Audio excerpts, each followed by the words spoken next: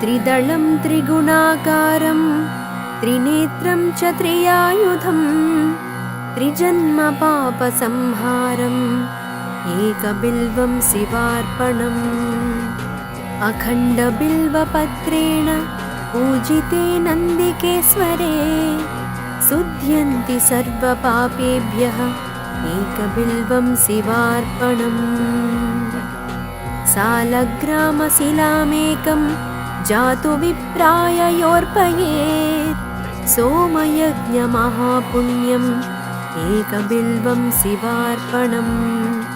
दन्तिकोटिसहस्राणि वाजपेयशतानि च कोटिकन्या महादानम् एकबिल्वं शिवार्पणम् पार्वत्या स्वेद तत्पोन्नं महादेवस्य च प्रियं बिल्ववृक्षं नमस्यामि एकबिल्वं शिवार्पणम् दर्शनं बिल्ववृक्षस्य स्पर्शनं पापनाशनम् अघोरपापसंहारम् एकबिल्वं शिवार्पणम् मूलतो ब्रह्मरूपाय मध्यतो विष्णुरूपिणे अग्रतः शिवरूपाय एकबिल्वं शिवार्पणम् बिल्वाष्टकमिदं पुण्यं यः पठेत् शिवसन्निधौ सर्वपापविनिर्मुक्तः शिवलोकमवाप्नुयात् त्रिदलं त्रिगुणाकारं त्रिनेत्रं च त्रियायुधं त्रिजन्मपापसंहारम् एकबिल्वं शिवार्पणम् अखण्डबिल्वपत्रेण पूजिते नन्दिकेश्वरे शुध्यन्ति सर्वपापेभ्यः एकबिल्वं शिवार्पणम् सालग्रामशिलामेकं जातु विप्राय योऽर्पयेत् सोमयज्ञमहापुण्यम् एकबिल्वं शिवार्पणम् दन्तिकोटिसहस्राणि वाजपेयशतानि च कोटिकन्या महादानम् एकबिल्वं शिवार्पणम् पार्वत्या स्वेद तत्पोन्नं महादेवस्य च प्रियं बिल्ववृक्षं नमस्यामि एकबिल्वं शिवार्पणम् दर्शनं बिल्ववृक्षस्य स्पर्शनं पापनाशनम् अघोरपापसंहारम् एकबिल्वं शिवार्पणम् मूलतो ब्रह्मरूपाय मध्यतो विष्णुरूपिणे अग्रतः शिवरूपाय एकबिल्वं शिवार्पणम् बिल्वाष्टकमिदं पुण्यं यः पठेत् शिवसन्निधौ सर्वपापविनिर्मुक्तः शिवलोकमवाप्नुयात् त्रिदलं त्रिगुणाकारं त्रिनेत्रं च त्रियायुधं त्रिजन्मपापसंहारम् एकबिल्वं शिवार्पणम् अखण्डबिल्वपत्रेण पूजिते नन्दिकेश्वरे शुध्यन्ति सर्वपापेभ्यः एकबिल्वं शिवार्पणम् सालग्रामशिलामेकं जातु विप्राय योऽर्पयेत् सोमयज्ञमहापुण्यम् एकबिल्वं शिवार्पणम् दन्तिकोटिसहस्राणि वाजपेयशतानि च कोटिकन्या महादानम् एकबिल्वं शिवार्पणम् पार्वत्या स्वेद तत्पोन्नं महादेवस्य च प्रियं बिल्ववृक्षं नमस्यामि एकबिल्वं शिवार्पणम् दर्शनं बिल्ववृक्षस्य स्पर्शनं पापनाशनम् अघोरपापसंहारम् एकबिल्वं शिवार्पणम् मूलतो ब्रह्मरूपाय मध्यतो विष्णुरूपिणे अग्रतः शिवरूपाय एकबिल्वं शिवार्पणम् बिल्वाष्टकमिदं पुण्यं यः पठेत् शिवसन्निधौ सर्वपापविनिर्मुक्तः शिवलोकमवाप्नुयात्। त्रिदलं त्रिगुणाकारं त्रिनेत्रं च त्रियायुधं त्रिजन्मपापसंहारम् एकबिल्वं शिवार्पणम् अखण्डबिल्वपत्रेण पूजिते नन्दिकेश्वरे शुध्यन्ति सर्वपापेभ्यः एकबिल्वं शिवार्पणम् सालग्रामशिलामेकं जातु विप्राय योर्पयेत् सोमयज्ञमहापुण्यम् एकबिल्वं शिवार्पणम् तन्तिकोटिसहस्राणि वाजपेयशतानि च कोटिकन्यामहादानम् एकबिल्वं शिवार्पणम् पार्वत्या स्वेदतत्पोन्नं महादेवस्य च प्रियं बिल्ववृक्षं नमस्यामि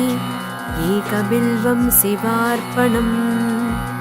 दर्शनं बिल्ववृक्षस्य स्पर्शनं पापनाशनम् अघोरपापसंहारम् एकबिल्वं शिवार्पणम् मूलतो ब्रह्मरूपाय मध्यतो विष्णुरूपिणे अग्रतः शिवरूपाय एकबिल्वं शिवार्पणम् बिल्वाष्टकमिदं पुण्यं यः पठेत् शिवसन्निधौ सर्वपापविनिर्मुक्तः शिवलोकमवाप्नुयात्। त्रिदलं त्रिगुणाकारं त्रिनेत्रं च त्रियायुधं त्रिजन्मपापसंहारम् एकबिल्वं शिवार्पणम् अखण्डबिल्वपत्रेण पूजिते नन्दिकेश्वरे शुध्यन्ति सर्वपापेभ्यः एकबिल्वं शिवार्पणम् सालग्रामशिलामेकं जातु विप्राय योर्पयेत् सोमयज्ञमहापुण्यम् एकबिल्वं शिवार्पणम् तन्तिकोटिसहस्राणि वाजपेयशतानि च कोटिकन्यामहादानम् एकबिल्वं शिवार्पणम् पार्वत्या स्वेदतत्पोन्नं महादेवस्य च प्रियं बिल्ववृक्षं नमस्यामि एकबिल्वं शिवार्पणम् दर्शनं बिल्ववृक्षस्य स्पर्शनं पापनाशनम् अघोरपापसंहारम् एकबिल्वं शिवार्पणम् मूलतो ब्रह्मरूपाय मध्यतो विष्णुरूपिणे अग्रतः शिवरूपाय एकबिल्वं शिवार्पणम् बिल्वाष्टकमिदं पुण्यं यः पठेत् शिवसन्निधौ सर्वपापविनिर्मुक्तः शिवलोकमवाप्नुयात्। त्रिदलं त्रिगुणाकारं त्रिनेत्रं च त्रियायुधं त्रिजन्मपापसंहारम् एकबिल्वं शिवार्पणम् अखण्डबिल्वपत्रेण पूजिते नन्दिकेश्वरे शुध्यन्ति सर्वपापेभ्यः एकबिल्वं शिवार्पणम् सालग्रामशिलामेकं जातु विप्राय योर्पयेत् सोमयज्ञमहापुण्यम् एकबिल्वं शिवार्पणम् तन्तिकोटिसहस्राणि वाजपेयशतानि च कोटिकन्यामहादानम् एकबिल्वं शिवार्पणम् पार्वत्या स्वेदतत्पोन्नं महादेवस्य च प्रियं बिल्ववृक्षं नमस्यामि एकबिल्वं शिवार्पणम् दर्शनं बिल्ववृक्षस्य स्पर्शनं पापनाशनम् अघोरपापसंहारम् एकबिल्वं शिवार्पणम् मूलतो ब्रह्मरूपाय मध्यतो विष्णुरूपिणे अग्रतः शिवरूपाय एकबिल्वं शिवार्पणम् बिल्वाष्टकमिदं पुण्यं यः पठेत् शिवसन्निधौ सर्वपापविनिर्मुक्तः शिवलोकमवाप्नुयात् त्रिदलं त्रिगुणाकारं त्रिनेत्रं च त्रियायुधं त्रिजन्मपापसंहारम् एकबिल्वं शिवार्पणम् अखण्डबिल्वपत्रेण पूजिते नन्दिकेश्वरे शुध्यन्ति सर्वपापेभ्यः एकबिल्वं शिवार्पणम् सालग्रामशिलामेकं जातु विप्राय योर्पयेत् सोमयज्ञमहापुण्यम् एकबिल्वं शिवार्पणम् दन्तिकोटिसहस्राणि वाजपेयशतानि च कोटिकन्यामहादानम् एकबिल्वं शिवार्पणम् पार्वत्या स्वेदतत्पोन्नं महादेवस्य च प्रियं बिल्ववृक्षं नमस्यामि एकबिल्वं शिवार्पणम् दर्शनं बिल्ववृक्षस्य स्पर्शनं पापनाशनम् अघोरपापसंहारम् एकबिल्वं शिवार्पणम् मूलतो ब्रह्मरूपाय मध्यतो विष्णुरूपिणे अग्रतः शिवरूपाय एकबिल्वं शिवार्पणम् बिल्वाष्टकमिदं पुण्यं यः पठेत् शिवसन्निधौ सर्वपापविनिर्मुक्तः शिवलोकमवाप्नुयात् त्रिदलं त्रिगुणाकारं त्रिनेत्रं च त्रियायुधं त्रिजन्मपापसंहारम् एकबिल्वं शिवार्पणम् अखण्डबिल्वपत्रेण पूजिते नन्दिकेश्वरे शुध्यन्ति सर्वपापेभ्यः एकबिल्वं शिवार्पणम् सालग्रामशिलामेकं जातु विप्राय योर्पयेत् सोमयज्ञमहापुण्यम् एकबिल्वं शिवार्पणम् दन्तिकोटिसहस्राणि वाजपेयशतानि च कोटिकन्यामहादानम् एकबिल्वं शिवार्पणम् पार्वत्या स्वेदतत्पोन्नं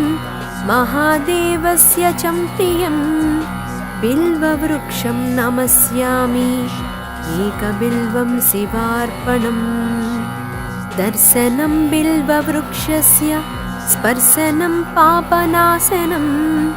अघोरपापसंहारम्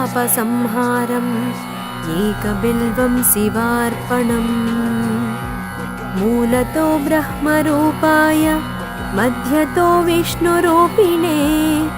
अग्रतः शिवरूपाय एकबिल्वं शिवार्पणम् बिल्वाष्टकमिदं पुण्यं यः पठेत् शिवसन्निधौ सर्वपापविनिर्मुक्तः शिवलोकमवाप्नुयात् त्रिदलं त्रिगुणाकारं त्रिनेत्रं च त्रियायुधं त्रिजन्मपापसंहारम् एकबिल्वं शिवार्पणम् अखण्डबिल्वपत्रेण पूजिते नन्दिकेश्वरे शुध्यन्ति सर्वपापेभ्यः एकबिल्वं शिवार्पणम् सालग्रामशिलामेकं जातु विप्राय योर्पयेत् सोमयज्ञमहापुण्यम् एकबिल्वं शिवार्पणम् दन्तिकोटिसहस्राणि वाजपेयशतानि च कोटिकन्या महादानम् एकबिल्वं शिवार्पणम् पार्वत्या स्वेद तत्पोन्नं महादेवस्य च प्रियम् बिल्ववृक्षं नमस्यामि एकबिल्वं शिवार्पणम् दर्शनं बिल्ववृक्षस्य स्पर्शनं पापनाशनम् अघोरपापसंहारम् एकबिल्वं शिवार्पणम् मूलतो ब्रह्मरूपाय मध्यतो विष्णुरूपिणे अग्रतः शिवरूपाय एकबिल्वं शिवार्पणम् बिल्वाष्टकमिदं पुण्यं यः पठेत् शिवसन्निधौ सर्वपापविनिर्मुक्तः शिवलोकमवाप्नुयात् त्रिदलं त्रिगुणाकारं त्रिनेत्रं च त्रियायुधं त्रिजन्मपापसंहारम् एकबिल्वं शिवार्पणम् अखण्डबिल्वपत्रेण पूजिते नन्दिकेश्वरे शुध्यन्ति सर्वपापेभ्यः एकबिल्वं शिवार्पणम् सालग्रामशिलामेकं जातु विप्राय योऽर्पयेत् सोमयज्ञमहापुण्यम् एकबिल्वं शिवार्पणम् दन्तिकोटिसहस्राणि वाजपेयशतानि च कोटिकन्या महादानम् एकबिल्वं शिवार्पणम् पार्वत्या स्वेद तत्पोन्नं महादेवस्य च प्रियम् बिल्ववृक्षं नमस्यामि एकबिल्वं शिवार्पणम् दर्शनं बिल्ववृक्षस्य स्पर्शनं पापनाशनम् अघोरपापसंहारम् एकबिल्वं शिवार्पणम् मूलतो ब्रह्मरूपाय मध्यतो विष्णुरूपिणे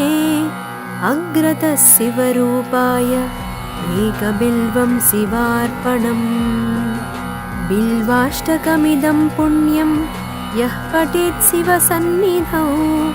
सर्वपापविनिर्मुक्तः शिवलोकमवाप्नुयात् त्रिदलं त्रिगुणाकारं त्रिनेत्रं च त्रियायुधं त्रिजन्मपापसंहारम् एकबिल्वं शिवार्पणम् अखण्डबिल्वपत्रेण पूजिते नन्दिकेश्वरे शुध्यन्ति सर्वपापेभ्यः एकबिल्वं शिवार्पणम् सालग्रामशिलामेकं जातु विप्राय योऽर्पयेत् सोमयज्ञमहापुण्यम् एकबिल्वं शिवार्पणम् दन्तिकोटिसहस्राणि वाजपेयशतानि च कोटिकन्या महादानम् एकबिल्वं शिवार्पणम् पार्वत्या स्वेद तत्पोन्नं महादेवस्य च प्रियम् बिल्ववृक्षं नमस्यामि एकबिल्वं शिवार्पणम् दर्शनं बिल्ववृक्षस्य स्पर्शनं पापनाशनम् अघोरपापसंहारम् एकबिल्वं शिवार्पणम् मूलतो ब्रह्मरूपाय मध्यतो विष्णुरूपिणे अग्रतः शिवरूपाय एकबिल्वं शिवार्पणम् बिल्वाष्टकमिदं पुण्यं यः पठेत् शिवसन्निधौ सर्वपापविनिर्मुक्तः शिवलोकमवाप्नुयात् त्रिदलं त्रिगुणाकारं त्रिनेत्रं च त्रियायुधं त्रिजन्मपापसंहारम् एकबिल्वं शिवार्पणम् अखण्डबिल्वपत्रेण पूजिते नन्दिकेश्वरे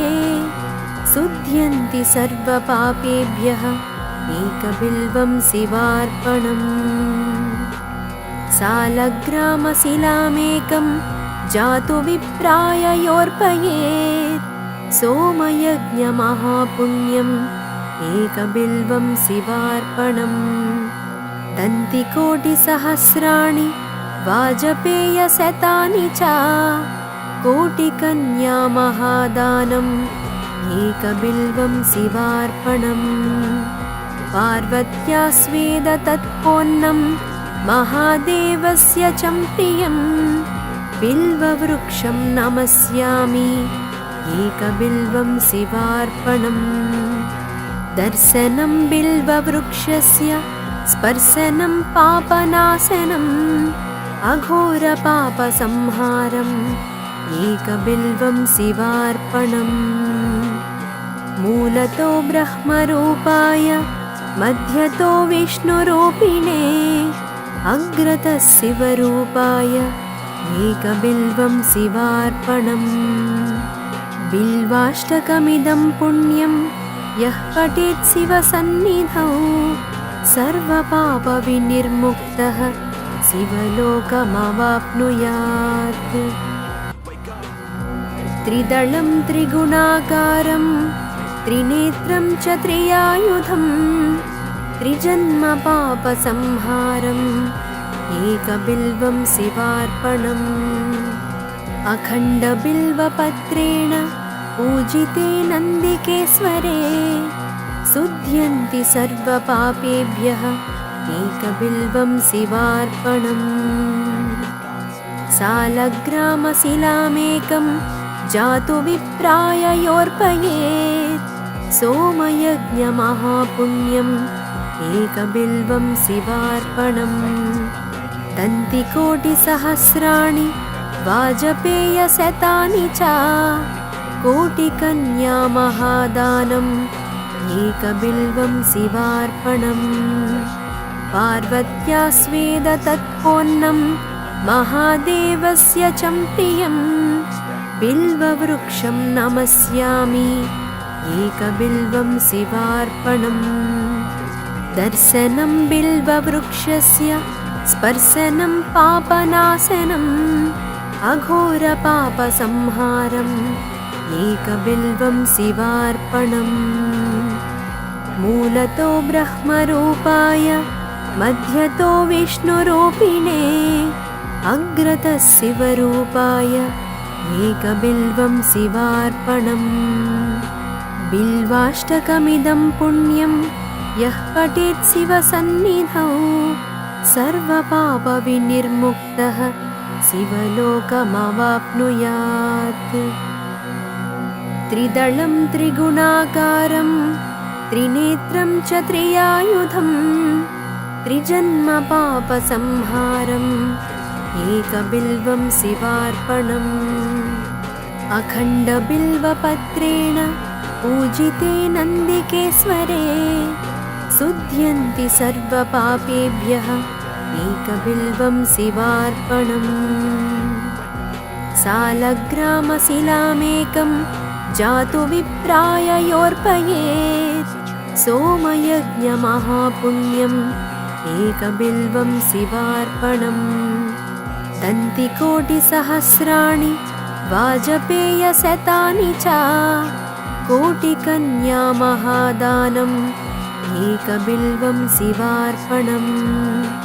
पार्वत्या स्वेद तत्पोन्नं महादेवस्य च प्रियम् बिल्ववृक्षं नमस्यामि एकबिल्वं शिवार्पणम् दर्शनं बिल्ववृक्षस्य स्पर्शनं पापनाशनम् अघोरपापसंहारम् एकबिल्वं शिवार्पणम् मूलतो ब्रह्मरूपाय मध्यतो विष्णुरूपिणे अग्रतः शिवरूपाय एकबिल्वं शिवार्पणम् बिल्वाष्टकमिदं पुण्यं यः पठेत् शिवसन्निधौ सर्वपापविनिर्मुक्तः शिवलोकमवाप्नुयात् त्रिदलं त्रिगुणाकारं त्रिनेत्रं च त्रियायुधं त्रिजन्म पापसंहारम् एकबिल्वं शिवार्पणम् अखण्डबिल्वपत्रेण पूजिते नन्दिकेश्वरे शुध्यन्ति सर्वपापेभ्यः एकबिल्वं शिवार्पणम् सालग्रामशिलामेकं जातु विप्राय योर्पयेत् सोमयज्ञमहापुण्यम् एकबिल्वं शिवार्पणम् दन्तिकोटिसहस्राणि वाजपेयशतानि च कोटिकन्या महादानम् एकबिल्वं शिवार्पणम् पार्वत्या स्वेद तत्पोन्नं महादेवस्य च प्रियं बिल्ववृक्षं नमस्यामि एकबिल्वं शिवार्पणम् दर्शनं बिल्ववृक्षस्य स्पर्शनं पापनाशनम् अघोरपापसंहारम् एकबिल्वं शिवार्पणम् मूलतो ब्रह्मरूपाय मध्यतो विष्णुरूपिणे अग्रतः शिवरूपाय एकबिल्वं शिवार्पणम् बिल्वाष्टकमिदं पुण्यं यः पठेत् शिवसन्निधौ सर्वपापविनिर्मुक्तः शिवलोकमवाप्नुयात् त्रिदलं त्रिगुणाकारं त्रिनेत्रं च त्रियायुधं त्रिजन्म पापसंहारम् एकबिल्वं शिवार्पणम् अखण्डबिल्वपत्रेण पूजिते नन्दिकेश्वरे शुध्यन्ति सर्वपापेभ्यः एकबिल्वं शिवार्पणम् सालग्रामशिलामेकं जातु विप्राय योर्पयेत् सोमयज्ञमहापुण्यम् एकबिल्वं शिवार्पणम् दन्तिकोटिसहस्राणि वाजपेयशतानि च कोटिकन्या महादानम् एकबिल्वं शिवार्पणम् पार्वत्या स्वेद तत्पोन्नं महादेवस्य च प्रियं बिल्ववृक्षं नमस्यामि एकबिल्वं शिवार्पणम् दर्शनं बिल्ववृक्षस्य स्पर्शनं पापनाशनम् अघोरपापसंहारम् एकबिल्वं शिवार्पणम् मूलतो ब्रह्मरूपाय मध्यतो विष्णुरूपिणे अग्रतः शिवरूपाय एकबिल्वं शिवार्पणम् बिल्वाष्टकमिदं पुण्यं यः पठेत् शिवसन्निधौ सर्वपापविनिर्मुक्तः शिवलोकमवाप्नुयात् त्रिदलं त्रिगुणाकारं त्रिनेत्रं च त्रियायुधं त्रिजन्म पापसंहारम् एकबिल्वं शिवार्पणम् अखण्डबिल्वपत्रेण पूजिते नन्दिकेश्वरे शुध्यन्ति सर्वपापेभ्यः एकबिल्वं शिवार्पणम् सालग्रामशिलामेकं जातु विप्राय योर्पयेत् सोमयज्ञमहापुण्यम् एकबिल्वं शिवार्पणम् दन्तिकोटिसहस्राणि वाजपेयशतानि च कोटिकन्या महादानम् एकबिल्वं शिवार्पणम् पार्वत्या स्वेद तत्पोन्नं महादेवस्य च प्रियं बिल्ववृक्षं नमस्यामि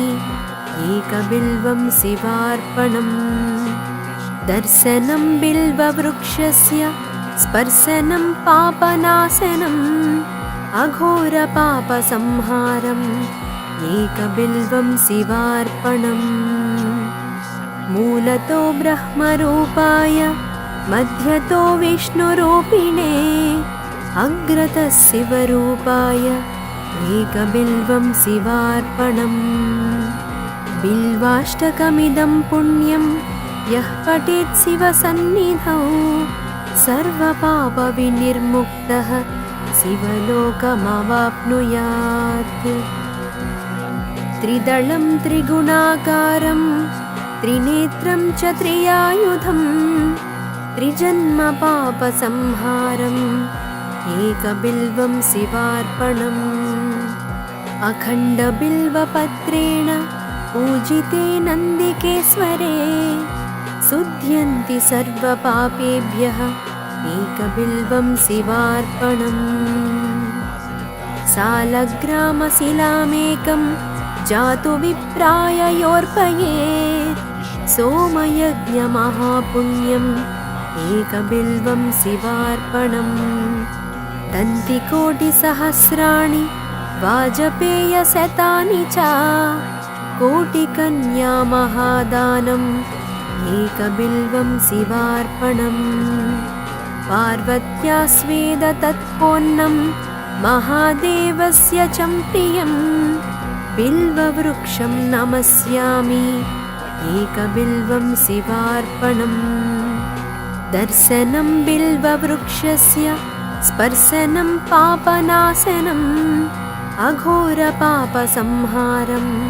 एकबिल्वं शिवार्पणम्। मूलतो ब्रह्मरूपाय मध्यतो विष्णुरूपिणे अग्रतः शिवरूपाय एकबिल्वं शिवार्पणम्। बिल्वाष्टकमिदं पुण्यं यः पठेत् शिवसन्निधौ सर्वपापविनिर्मुक्तः शिवलोकमवाप्नुयात्।